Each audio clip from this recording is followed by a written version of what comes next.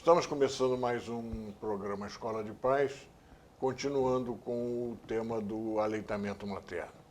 Doutor Edson. Temos hoje aqui a doutora Carmen Elias, pela outra vez. Muito obrigado pela sua presença, presidente do Comitê de Aleitamento Materno da Sociedade de Pediatria do Estado do Rio de Janeiro. Uma vantagem importante de dar de mamar ao peito é o esforço que o bebê precisa fazer e que ajuda no seu desenvolvimento físico, mental e afetivo. A publicidade do leite em pó contribuiu durante muito tempo para que as mães imaginassem que ele era melhor para o bebê do que o seu próprio leite. Além disso, as mães não acreditavam que pudessem ter de graça um alimento que custa caro. Do 10º dia em diante, a fome do bebê aumenta e muito, porque ele entra em uma nova etapa de sua vida, de crescimento rápido. Coincidentemente, é quando o leite da mãe muda de aspecto, ficando mais claro e mais ralo. Muitas mães desinformadas e mal impressionadas acham que o seu leite está fraco, deixando de de dar de mamar ao bebê. É um erro, tanto que ele vai continuar ganhando peso. Certo, professor? Com certeza. É uma substância que hoje nós sabemos que a indústria não copia, né? É o sangue humano e o leite humano. Ele tem 200 substâncias como carboidrato, proteínas, imunoglobulinas, vitaminas, eletrólitos. A composição dele é uma composição tão rica, é um alimento tão perfeito. E assim, o que mais me fascina é que é do produtor ao consumidor, na temperatura adequada, sem atravessador.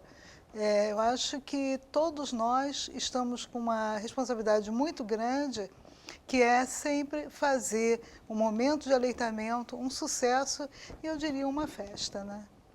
As mães não devem ficar ansiosas. Dê de mamar quando o bebê quiser e deixe que ele sugue enquanto tiver vontade.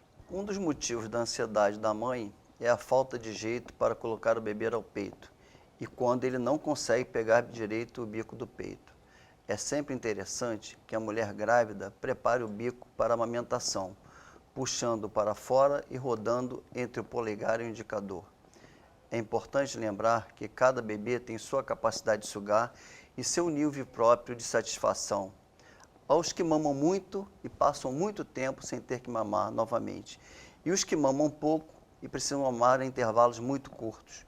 Um erro comum é tentar estabelecer horários para a mamada, principalmente nos 3 primeiros meses.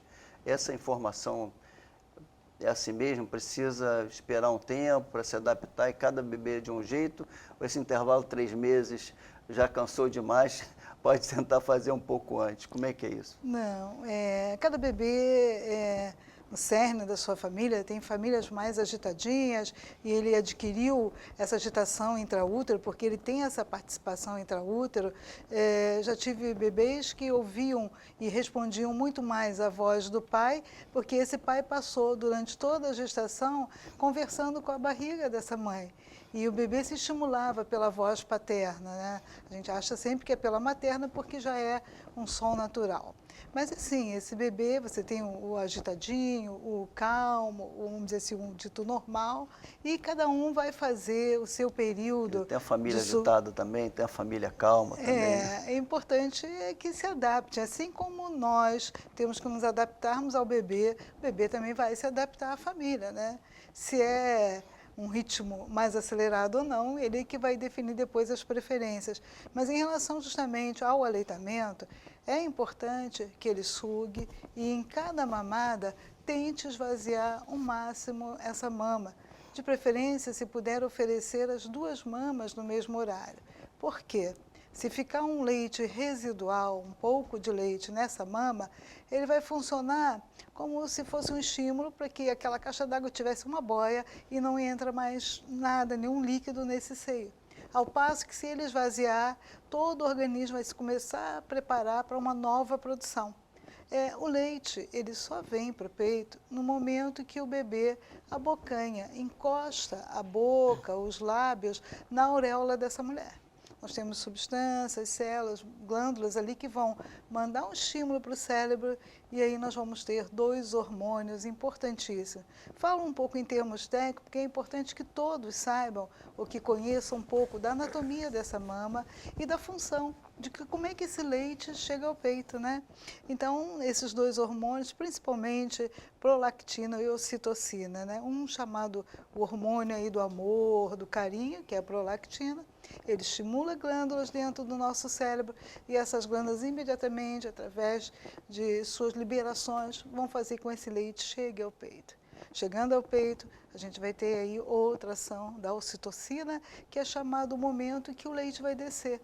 É comum, às vezes, a mãe, tranquila, amamentando o filho num seio e o outro está gotejando, está drenando o leite. É sinal que ela está adequada, ela está no momento certo, realmente, de realizar aquele ato, né?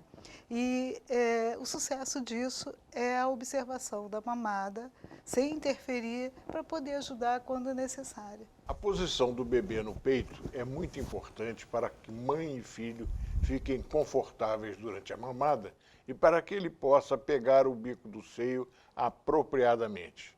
Quando isso não ocorre, o bico pode rachar, o bebê sugará mal e a quantidade de leite será insuficiente. Pior é quando o bebê recusa a alimentação.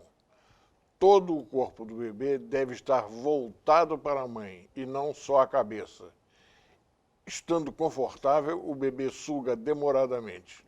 O bebê que para constantemente de mamar revela que não está confortável ou que está mal posicionado. Que dicas que a gente pode dar em relação a essas posições? É interessante assim, que posições tem várias, né? Por exemplo, a mulher que não é submetida a um parto natural e é submetida a um procedimento cirúrgico, porque não podemos esquecer que a cesárea é um procedimento cirúrgico, ela vai agir como uma pessoa comum num pós-operatório. Vai ter uma série de limitações, inclusive sentindo dor, desconforto abdominal. Então, a gente tem que respeitar. Ela não pode, com uma incisão na barriga, uma cicatriz, estar colocando peso, não se acomodando com o bebê. Então, por exemplo, ela pode lateralizar o bebê, pode dar mamar com o bebê deitado na cama, desde que cabeça inclinada.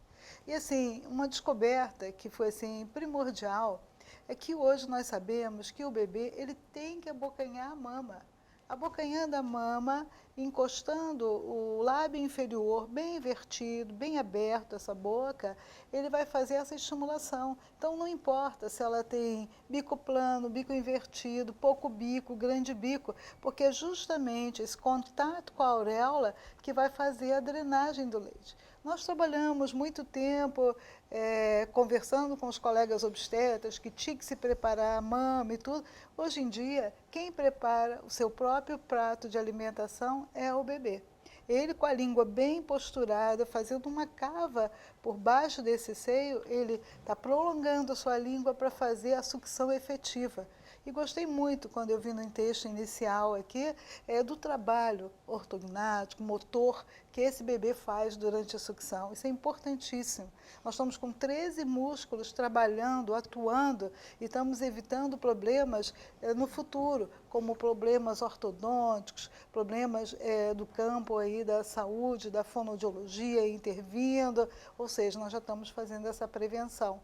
E também muito importante colocar o bebê na posição correta, barriga com barriga. Nós nos alimentamos dessa forma? Não. Então, como que o bebê vai ficar no seio com a cabeça lateralizada? Não, ele fica de frente para a mãe, barriga com barriga, cabeça ligeiramente elevada e deixa ele seguir o rumo dele. Nós não estamos ali para atrapalhar, sim para sugerir, orientar e conduzir. Se ele abocanha a boca da mãe, abre o bico, o seio da mãe, abre bem a boquinha, a língua por debaixo dessa mama, apoiando para fazer a pressão só. Ele simplesmente está fazendo essa pressão para depois puxar e deglutir. É a diferença da mamadeira, que vira, cai o líquido e nada mais. Ele só tem que engolir, deglutir. E fazendo isso, ele também vai, de certa forma, encher as suas bochechas, fazendo uma bochecha redonda, e isso são sinais de quê? De uma pega perfeita. Se o bebê aprender nos seus primeiros momentos de vida a sugar, não tem o porquê esse aleitamento não dar certo. Mães que trabalham fora devem usar a licença maternidade para aumentar seus bebês exclusivamente ao seio por pelo menos 4 meses. Depois, devem usar o próprio leite para amamentar a criança, mesmo com o uso de mamadeira. O leite materno é o mais nutritivo, de mais fácil digestão e não é recusado nem quando o bebê perde o apetite para outros alimentos. Crianças adoentadas, muitas vezes, recusam-se a comer e podem ficar subnutridas. Se a mãe dá de mamar ao peito pelo menos 2 vezes ao dia, isso não acontece. E a criança ainda tem o carinho e o aconchego de que necessita. Ao contrário do que muitas mulheres pensam, quanto mais vezes o bebê mama no seio, melhor para que ele não fique inchado e doído. Há 2 correntes quando a mãe não pode dar o peito ao filho. Uma sugere que ela dê o seu leite em uma colherzinha esterilizada. Bem, doutora Carmen, agora 2 perguntas. Em que situações o aleitamento materno está contraindicado? E as mães que não conseguem amamentar, como deve proceder o profissional de saúde? As contraindicações e, ao mesmo tempo, a questão de quando a mãe não consegue amamentar. Contraindicações 2, doenças e drogas, que também podemos contar nos dedos, se dividirmos as drogas que contraindicam formalmente o aleitamento. Nós temos uma publicação do Ministério da Saúde, uma publicação bastante interessante, que não é para se ter na memória, mas sim para consultar, porque cada droga é uma droga e cada pessoa é uma pessoa individual. Se, por exemplo, a minha preocupação maior não seria no aleitamento, mas sim no período de gestação dessa criança, porque a passagem da droga por via hematogênica transplacentária é direta para esse bebê. Já através do leite, essas passagens são mínimas, às vezes chegando aí a valores ínfimos, como 2%. E não adianta a gente ficar enumerando grandes grupos de drogas, porque aí nós temos aí as mais graves, são os que utilizamos em quimioterapia, a radioterapia, alguns antidepressivos, mas realmente hoje nós podemos enumerar pouquíssimos que nós vamos formalmente contraindicar. Existe, né, uma cultura, e aí a cultura dentro do nosso grupo de profissionais, de que quando desconhece, logo contraindica, mas não sabe o mal que está fazendo. É preferível pedir uma consultoria ou buscar informação, porque provavelmente não está agindo da forma mais correta. Isso em relação às drogas. Em relação às doenças, pouquíssimas, né? Exemplos aí, a AIDS sim, né? O soro positivo, nós temos até portarias indicando no nosso país, o governo consegue suplementar na ausência do leite humano nessas mulheres uma fórmula, mas cada caso é um caso. O que está acontecendo no nosso continente, por exemplo, não é o que vai acontecer na África. Você vai ter crianças morrendo de diarreia porque não podem ir ao peito, quando a transmissão vertical fica em torno aí de 20% a 30% na passagem desse leite. Até isso lá é questionado. Na nossa realidade é contraindicado, é uma contraindicação formal. Outra contraindicação formal e bastante polêmica, a mulher com tuberculose ativa, suponhamos que adquiriu tuberculose no final da gestação e ainda não iniciou nenhum tratamento. É uma contraindicação? Mas que vai ser temporária. No momento que você começa o tratamento na mãe, com as mesmas drogas que você vai tratar o filho, logo depois de 2 semanas ela estará liberada para aleitar.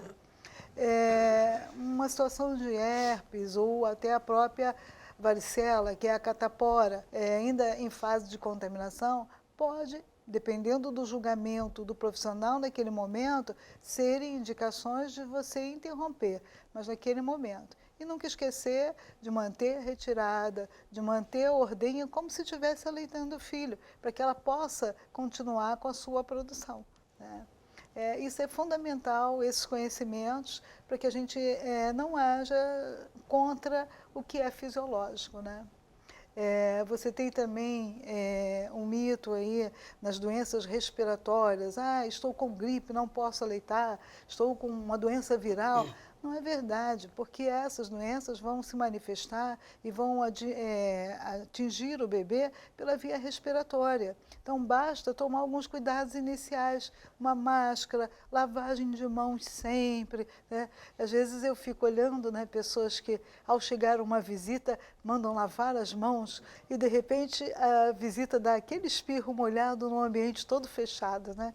Esse é um fator mais agravante, né? O que coloca em maior risco, né, quando a doença é transmitida por gotículas de saliva, né? E nessa questão do resfriado, né, também é aquela questão, porque a mãe tem que ter contato com o filho, você não vai por causa de um resfriado claro. mesmo, amamentando Uma ou não. proteção com E máscara, a com a mãe própria produz, e a mãe fralda. produz a defesa quando ela está resfriada. Exato, Passa para a exato. criança a defesa, né? Então, se ela para de amamentar para afastar, vai acabar contaminando e não vai passar a defesa. Vamos usar o português claro. Algumas perebas, algumas cicatrizes, algumas lesões que a mãe teve na sua infância, algumas amidalites, ela guardou essa memória e hoje ela está passando essa defesa através do leite. Por isso que é comum a gente encontrar e ver as pessoas dizendo, o leite é uma vacina. E até utilizando o leite, às vezes, em doenças, né, de conduta auditiva, que não é para fazer isso, mas por considerar uma vacina, um alimento rico em defesas, ter essa prática, né? Há uma pesquisa da Universidade de São Paulo muito engraçada, porque muitas mães disseram que o maior problema para amamentar era deixar de comer chocolate. Mito. Mito, né? Eu sou chocolatra, tá? Eu também. Eu permito pelo menos 2 quadradinhos por dia. E assim, o que a mãe come hoje, o reflexo é praticamente no amanhã do bebê. Então, seria o mesmo momento começar a suspender verduras, começar a suspender o feijão com arroz do brasileiro. Tem que ver qual é a repercussão desse bebê no dia seguinte. Imagina ela ficar ansiosa porque não conseguiu, daquela barra toda, comer 2 pedacinhos. E isso, o que vai transtornar ela o dia inteiro, né? Então, assim, é tudo com muita parcimônia. O ideal é que a alimentação da mulher seja o mais natural possível. Frutas, verduras, legumes, não faça uso de refrigerantes, nem bebidas Como alcoólicas. deve ser normalmente para todo mundo, Exato, né? uma alimentação saudável, né? Tendo aí o seu rigor um pouquinho mais, porque ela não está só se nutrindo, ela está nutrindo ela e mais um outro ser. O leite de lata, todo dia, ele tem o mesmo sabor. A indústria chega para você e diz, eis um leite maternizado, mas é mais salgado, faz mais xixi, gasta mais fralda e de maternizado não tem nada. É uma cópia bem próxima, mas que ainda não é o ideal. E já o leite humano, não, totalmente digerido, daí a livre demanda no aleitamento, né? E uma coisa que a gente tem que diferenciar, e que você falou muito bem no início, é em questão do peso. O peso é que vai nortear a observação, não precisa nem pesar, botar todo dia na balança, não. É o peso que vai nortear o visível. O bebê está desenvolvendo, o bebê está crescendo, está ótimo, está feliz, então está dando tudo certo. Ficamos um pouco preocupados com aqueles bebês que mamam direto no peito, ficam pendurados, fazendo de chupeta essa mãe e não deixa esse leite ficar pronto. O que é o leite ficar pronto? Ele pronto em toda a sua composição, com todos os seus componentes em termos de gorduras e proteínas. Se esse bebê fica pendurado, não dá um descanso, um intervalo a ela, é sinal que ele está bebendo uma parte inicial do leite, que é a parte líquida. Então, nós temos que trabalhar a parte posterior, que é a que vai dar maior teor de caloria, e ele vai deixar essa mulher repousar, descansar a sua mama, para que ele depois receba um leite mais completo. E como fazer isso? Só tirando o que nós chamamos de leite anterior. Ela mesma vai fazer a ordenha num frasco limpo, lavado, esterilizado com água fervida e tal, as mãos limpas, ela vai retirar a parte anterior do seu leite e dar a parte posterior. Acabou ali, ele ainda quer mais? Vai dar aquele que retirou e eu só trocaria a colherzinha por um copinho. Pode ser até esses copinhos de cachaça de bar. Por quê? Nós não podemos derramar nada na boca do bebê. Ele é que vai em busca daquele líquido. Então ele vai, semelhante a um gatinho, com a língua, e ele vai e recolhe aquele leite. né? Ele se nutre daquele leite, complementa. Com certeza, na próxima mamada dele, independente de horário, esse leite vai estar mais completo, vai estar pleno para ele. E a mesma situação, a mulher no início, ela pode esvaziar a sua mama se sobrar algum, sempre nesse mecanismo. E até armazenar, né? Porque ela, se tiver a sua continuação aí de trabalho, né? Ela pode já nos primeiros meses, se é uma mulher que produz muito volume, que tem essa condição de retirada, ela já pode ir armazenando para quando ela estiver trabalhando. Ele ainda vai receber a fórmula dela, o conteúdo, o produto dela. E essa questão de, quer dizer, vamos tirar um peso da mulher, assim, falar da família. A família que não consegue que a criança mame, né? Lógico, tem que ter toda uma insistência, com muito carinho, né? Porque às vezes não consegue mesmo. Como é que mesmo a culpa estabeleceu o aleitamento materno, sem estabelecer culpa de que a mãe é culpada? Pois é, né? sempre a mãe se julga culpada. Se nasce um bebê prematuro, ela vai encontrar nela mesma uma razão para aquela prematuridade. Se um bebê que tem dificuldade, ela vai tentar encontrar nela, no juízo dela, uma razão para aquela dificuldade. Mas, na verdade, não tem culpados, não. Tem um aprendizado. Se há um grande culpado, eu torno a repetir aqui, somos nós, profissionais de saúde, que não estamos percebendo o que está acontecendo. Eu não posso querer orientar uma mamada se eu não observar essa mamada plenamente, se eu não abrir esse espaço de observar, ouvir as dificuldades para depois tentar orientar. E nós usamos muitas palavras de julgamento e acabamos recebendo respostas fechadas. Se a gente continuar nesse ritmo, a gente não vai conseguir entrar no cerne dessa questão para poder melhor conduzir, né? Então, cada vez mais, trazer a família para você. Eu adoro quando invade o consultório, pai, mãe, avó, tia, aquela bagunça, às vezes não tem cadeira para todo mundo, mas é legal, por quê? Todos estão ouvindo a mesma informação, todos estão trabalhando no mesmo momento e vendo a vantagem daquela situação, né? A própria realização da mulher. A mulher se sente em plena função, né? Vamos fazer agora uma breve pausa e já voltamos com a Escola de Pais.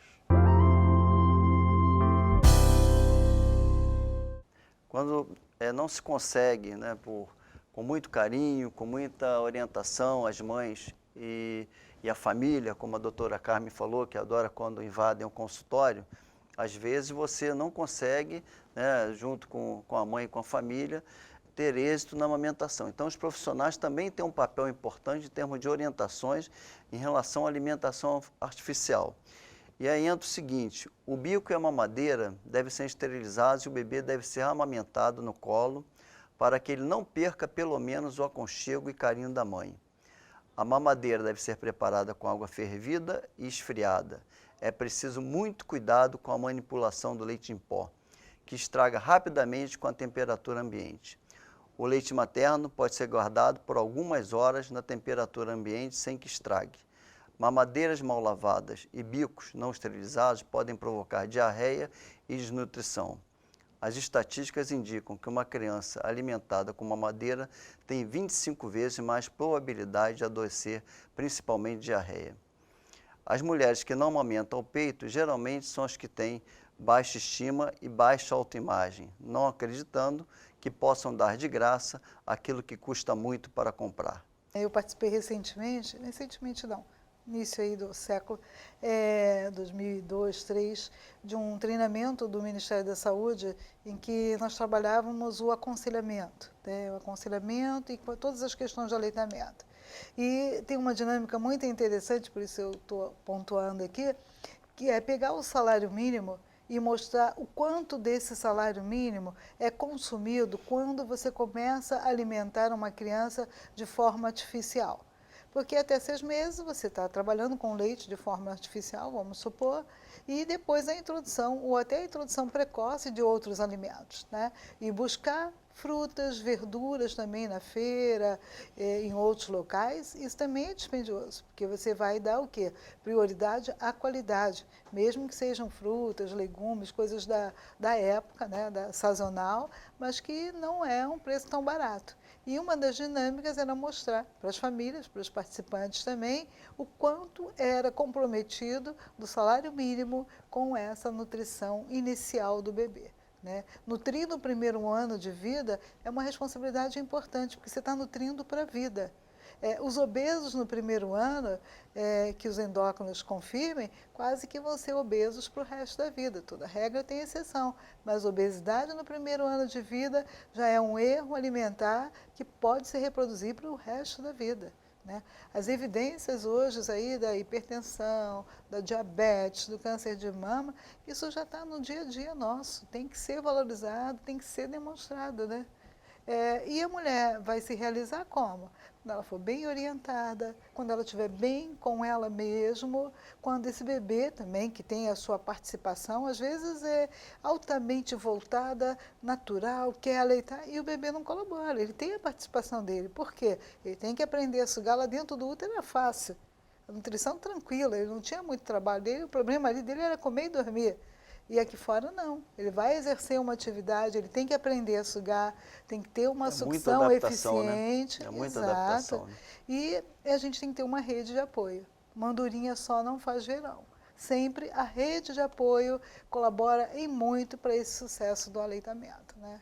Tem que estar visível para todos, da mulher mais simples, a mulher com grande estrutura social, que tem babás, estruturas mais, todas elas precisam de rede de apoio. Né? Quanto à questão da licença maternidade? Interessante. Você falou nos 4 meses, hoje nós temos indústrias aí já prolongando, entendendo a importância desse aleitamento por 6 meses, né? Isso aí é primordial. E também tem a possibilidade, às vezes, de conjugar as férias próximas a esse período, não só da mulher, quanto do pai, que também colabora muito, e depois, retornando ao trabalho, ela tem a possibilidade, eu não estou lembrada agora se durante 1 mês ou 2 meses, de sair ou chegar antes, sair meia hora antes ou chegar meia hora depois no trabalho, que ela pode conjugar isso, por exemplo, se ela morar próximo ao trabalho, no horário do almoço, porque ela vai aleitar de manhã antes de sair para o trabalho. Teve condições, na hora do almoço vai aleitar também. E ao retornar, e pelo resto da noite. Ela estando presente, a principal função vai ser aleitar esse bebê. E no ambiente de trabalho, sempre que possível, com condições, por favor, não vão para o banheiro da firma, do local de trabalho, mas procure um local legal, arejado, que ela possa fazer a ordenha desse leite, armazená-lo e, chegando em casa, fazer também o armazenamento em refrigeração, porque com isso ela está colaborando para a merenda do dia seguinte. Né? Ela já fez essa retirada. Né? Hoje em dia, por exemplo, as grandes prefeituras aí, nos nossos diversos estados, estão liberando essa mulher quase que 12 meses. Então, as funcionárias públicas, né? Exato, que provam, que comprovam que estão aleitando. Né? Isso é muito importante, teve um impacto muito bom. Agora, o ideal mesmo era que pudesse ser na CLT, né? Que a gente tivesse ampliar essa certeza. E também, assim, uma preocupação que eu tenho é que se a mulher vai trabalhar no 4º mês, às vezes no início do 3º mês, ela já está preocupada se aquele bebê vai aceitar outro alimento, como é que vai ser, e já está no 3º mês querendo ou induzindo que se administre outros alimentos. Isso é uma coisa muito errada. O bebê é esperto, vai dar tudo certo. Nos primeiros dias ele logo se adapta. Não tem essa preparação, porque acaba a gente perdendo um tempo, dizendo assim, preparatório, né? Para uma ação que às vezes é desnecessária, né? É o sofrer por antecedência, vamos dizer assim, né? Estamos encerrando aqui a Escola de Paz, mas esse assunto ainda vai continuar. Muito obrigado.